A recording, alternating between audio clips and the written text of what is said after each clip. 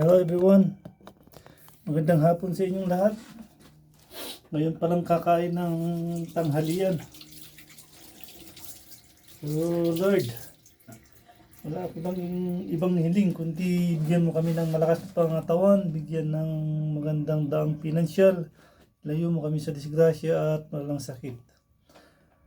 Salamat sa araw-araw na nakakain namin. Sana hilingan mo lahat ng aming pagkain para ang mga katawan namin ay lumakas.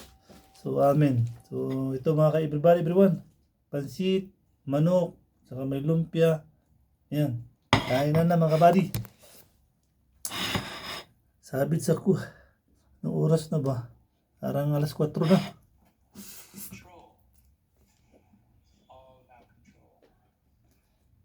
Manok. Every dictatorship has one session, and that's it.